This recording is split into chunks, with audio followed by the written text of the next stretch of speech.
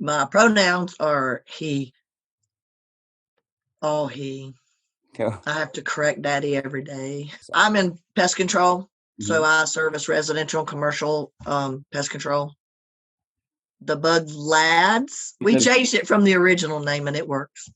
The Bug Lady of WNC, and we just shortened it to the Bug Lad. Yeah. Yes, I just got married. Yes. Life here is great. It's very laid back. Of course, I said I moved from Asheville. My friends were like, "What are you going to do about going out?" I said, "I think I've had enough of that." Been there, done that, bought the t-shirt, wore it out, and then burn it. So, I mean, I've kind of been done with the big party dance scene. Yes. And then, I moved out here. It was quiet. I was concentrating on work. And then opened my business in 2010, went out on my own.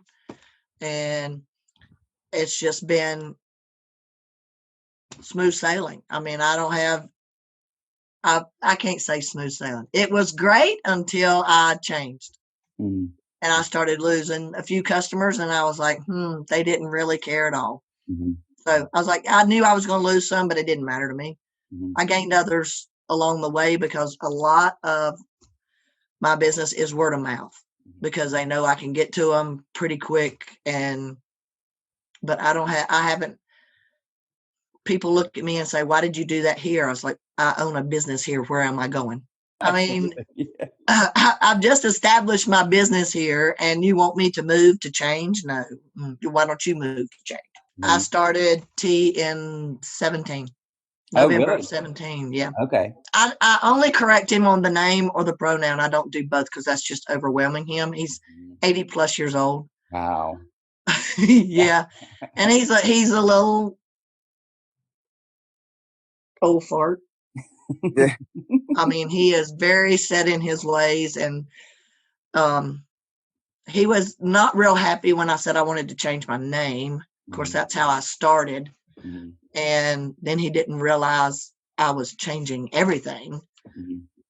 But he ended up being my nurse for surgery. So wow, really? Yeah, I had nobody else. So everybody else I had planned on skipped out and couldn't make it or whatever. And so he came and spent 10 days here and babysat. I use Cosmetic Concierge. Okay. In Charlotte. She comes highly recommended. I think everyone in her staff is trans. I drove Dad and I drove to Charlotte to get the staples out. And he says, and then I drove home. He says, if you can drive 2.5, 3 hours to get your staples out and drive back, he said, you don't need me anymore. I'm going home in the morning. I said, okay, I'll call Russell to come get me and we'll go to work together. So, and you just got married too. Can you tell us a little bit about like your family life here in Jackson County? It's great. She moved in wait a minute, 2 years ago. Okay. I had to go get her after my mother died and get her out of a relationship that wasn't really there. And so we just hit it off the year or so before and just had a great time together. We were always smiling. We were always laughing, always talking. And she moved in 2 years ago, coming up. Wow.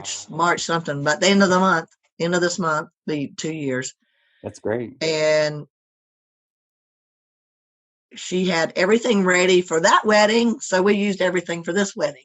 And believe it or not, she is what I always used to dream of as younger. Wow. When I was so young and trying to figure out who I was supposed to be and what I was supposed to be. My dreams always revolved around her. And I said, she's got to be out here somewhere.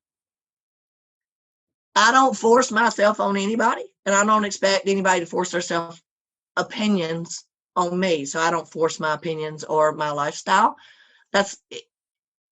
I would rather somebody ask me to my face than to ask my friends. But I've had a great reception of changing, and people still have issues with the name, and that's okay. They go, I'm sorry. I said, it's a process.